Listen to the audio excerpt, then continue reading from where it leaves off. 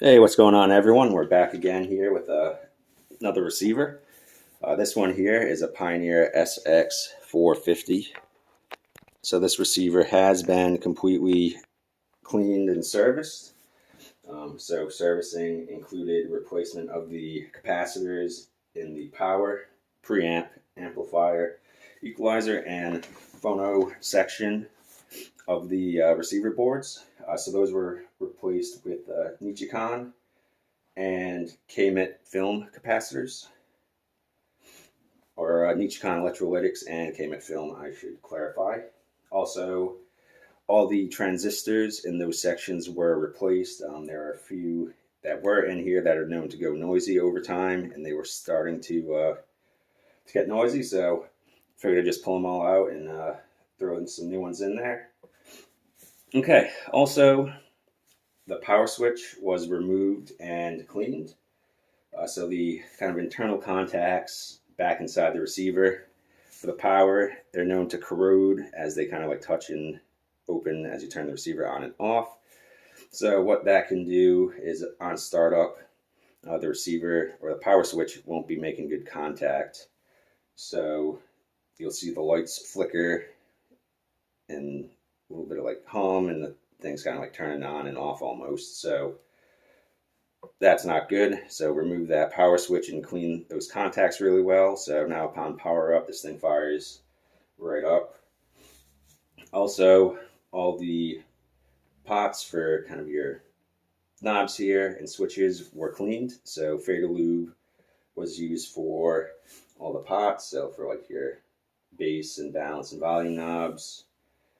Deoxit was used on the more switch contacts. So speaker selector switch, your loudness button, and that type of stuff, the function selector switch. So all that's cleaned and working perfectly. The original incandescent bulbs were replaced and upgraded with a new blue LED type lamp.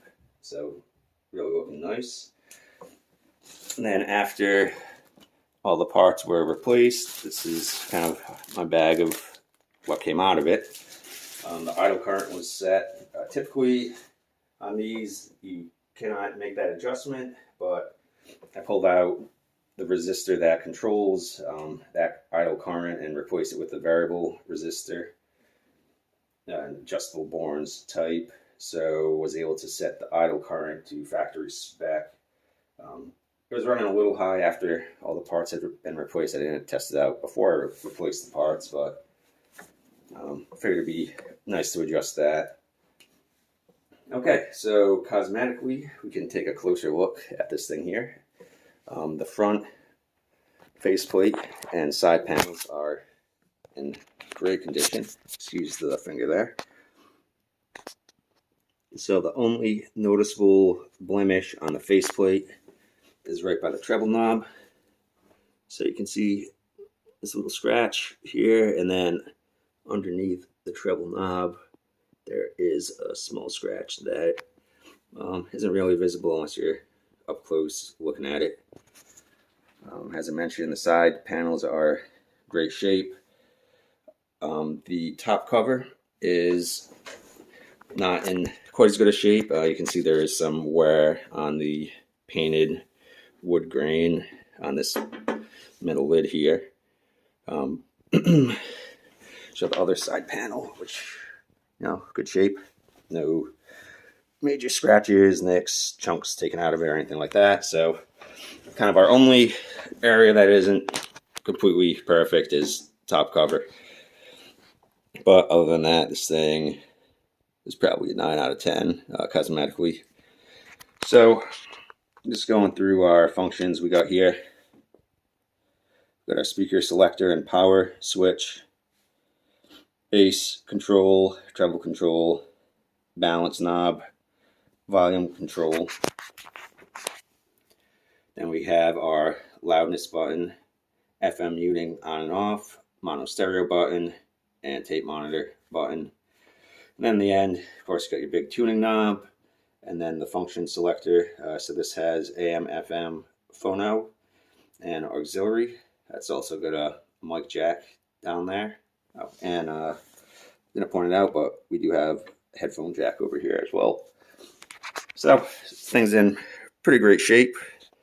And so I'll pull the top cover off, and so we can take a look inside and see all the work that was done, and I'll kind of do a deeper dive into the parts replacement.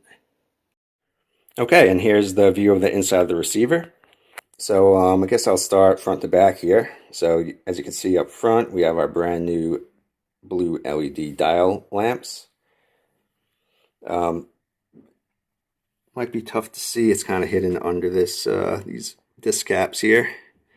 Down in there where that disc cap's hooked up to, that black box, is the power switch.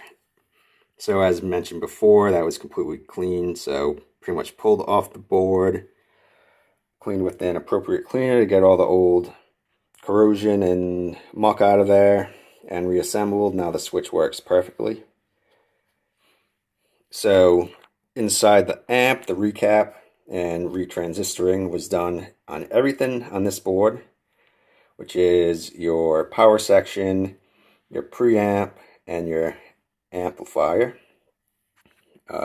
Full electrolytic recap and transistoring was also done back here in the phono section, as well as up front here on the tone control part of the board. And as mentioned before, the FM AM section over here was not touched. I don't have the equipment to realign the tuner, so rather than go in and replace a bunch of parts and then have it be off, I decided to leave it alone, as the tuner section of this receiver works excellent already. So for the capacitors, I used Nichicon UPW, UKW, UHE, UFW, and UKL series capacitors. So the PW and HEs were used anywhere it was more of a power cap. The FW and KW series were used for audio caps, and the UKL series was used anywhere low leakage was specified. I believe that was mainly back in the phono preamp, and there might have been one or two others hanging out in the amp. There were also quite a few tantalum capacitors in here. Those were all replaced with KMET film caps, so you can see a group of 4 up there, a few more back in here, some more over here, and kind of at the front of the phono section. So the film caps are generally better than the electrolytics. They're lower leakage, so they're excellent for use in the signal path, which all these were placed in. Also, this board has been completely retransistored, as well as the 2 sections on this board, the phono and EQ section. This receiver had quite a few 2 SA725s and 2 SA720s. Those are noted to be sort of treble transistors. When they start to go, your receiver will get very noisy, like staticky, not staticky, but high noise floor. This receiver prior to refresh was experiencing some of that. So all those were pulled out and replaced with modern equivalents.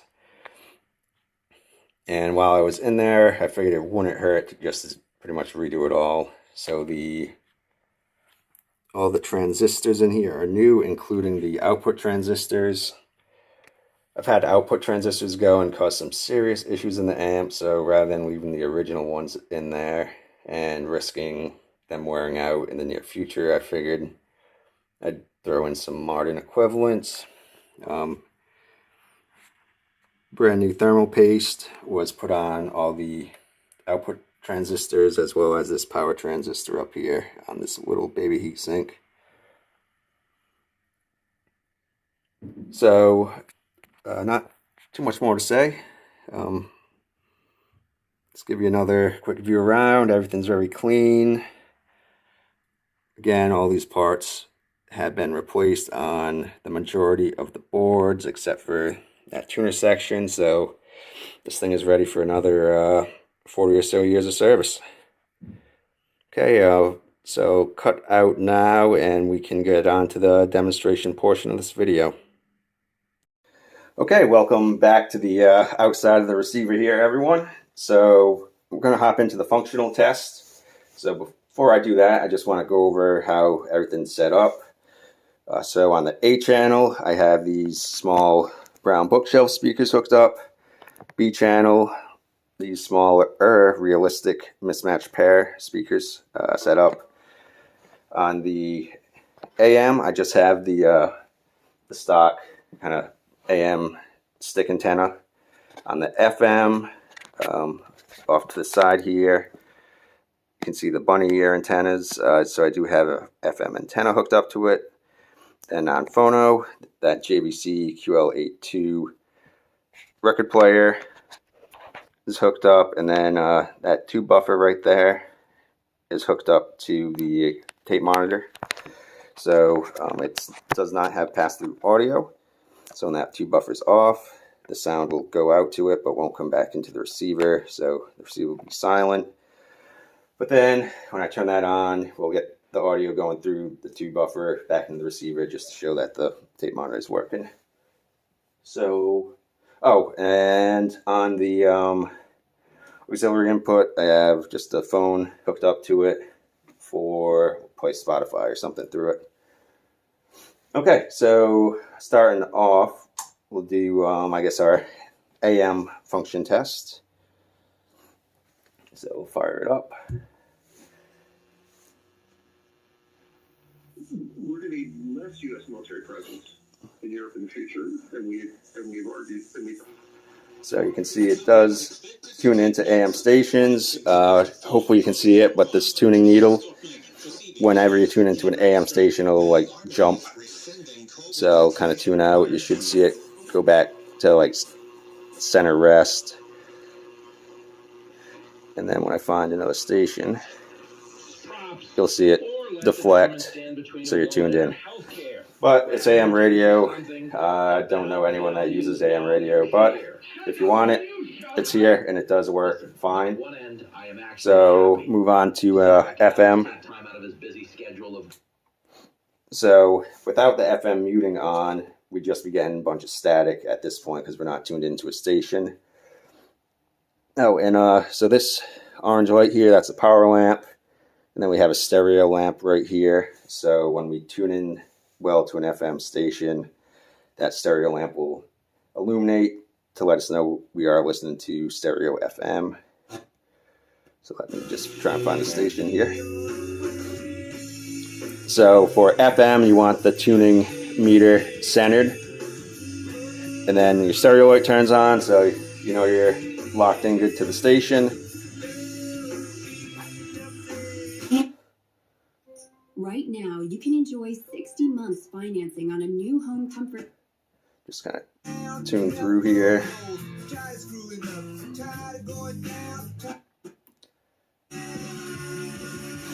So you can see radio works perfectly fine on this. I guess we can just find a song here that's going to actually be a song, and I'll crank the volume up a little bit.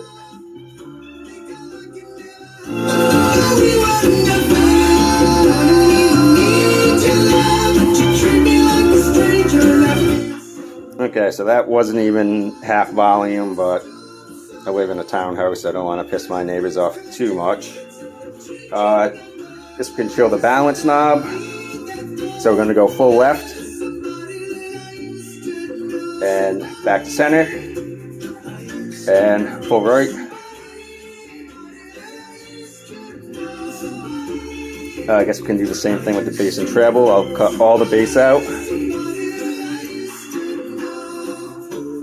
Now bass all the way up. Back to center. Treble all the way out. And all the way up. Need a digital detox? This song might do it. And back to center. So I can switch to the B speakers. So that's position off. So that's just if you want to listen to your headphones. And now B speakers. So again, are these smaller ones up top.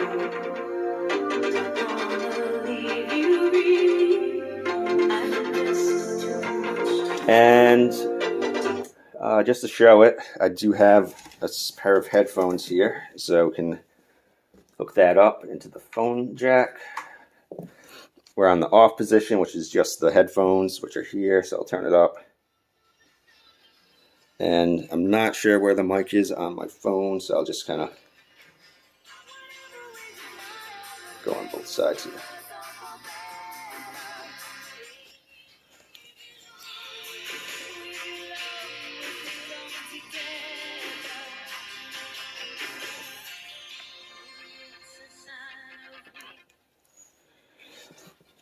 Okay, so hopefully that came through good. Let me just unplug these so I don't damage them, cranking the volume again. Okay, so back to B. Also has an A plus B position, which will run both sets of speakers, so I'll switch to that now.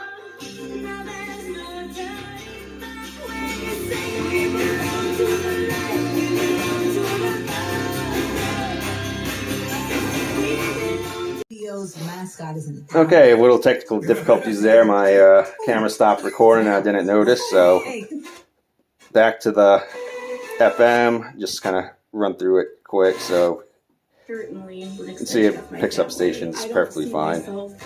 Sounds good. Still on the A plus B.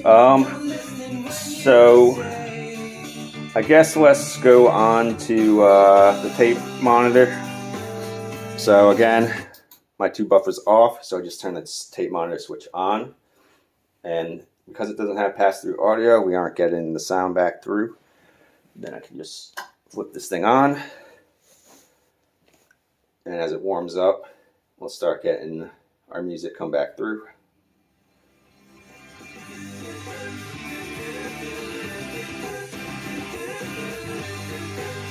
Okay, so it's back through, run through that buffer. So tape monitor works fine. You can use that as an extra auxiliary input if you'd like. It's pretty much what I do on these old receivers. Okay, just go back to the A speakers, I guess. Let me throw a record on, and then we can just demonstrate that that's working.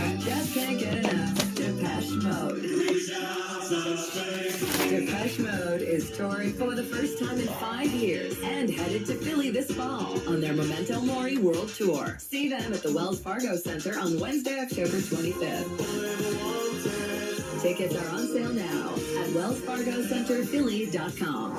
Listen to Ben FM this weekend as we kick into Depeche Mode, playing their biggest hits.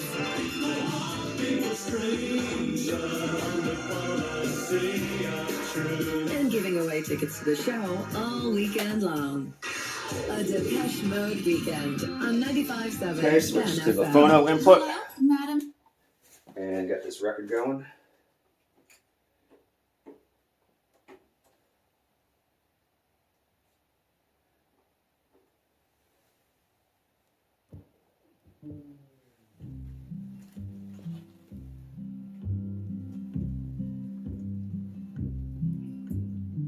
The lonesome friends of science say the world will end most any day. Well, if it does, then that's okay. Okay, so 'Cause I don't live here record spinning over there. I live down deep inside my head. Where long ago I made my bed. I get my mail in Tennessee. My wife, my dog, and my family. Okay, and as that's going, I'll line up some music on the phone. Now, he never stood a chance, no how. When he got uninvited to the interplanetary dance. Once a mighty planet there. not just an ordinary star. Ain't out in Hollywood in some old funky sushi bar. The lonesome friends of science say the world will end most any day. Well, if it does, Okay, what I'll do is I'll switch that tube buffer off and turn the tape monitor switch off. Again, just hear our sound fading out as that tube buffer powers down. And back to just basically needle talk from the record player. Turn the tape monitor off. And now the music's back. The Vulcan lives in Birmingham. Sometimes he just don't give a I'll switch this over to the auxiliary input.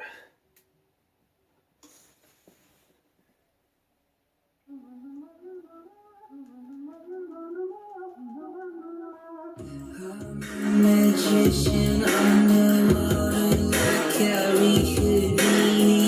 I'm upside down and drowning for everyone to see. I make a mockery of every sacred melody. Oh, I just want to be enough. Oh, I just want to I guess I can show the mono switch and the loudness button. So loudness will just boost certain frequencies meant for low volume listening. So hopefully that comes through good, but there's definitely a bump in the bass and treble off that. And then the mono switch, it'll just play the same sound through both speakers like I said before. Nothing exciting on that one. Okay, so as you can see, this receiver is in perfect functional condition. Pristine physical condition, except for that top cover. And all the new parts are in it and everything. So this thing is ready for another 40 years of enjoyment. If you have any questions, feel free to reach out. Thanks for watching. that science fiction that you woke, karma collect.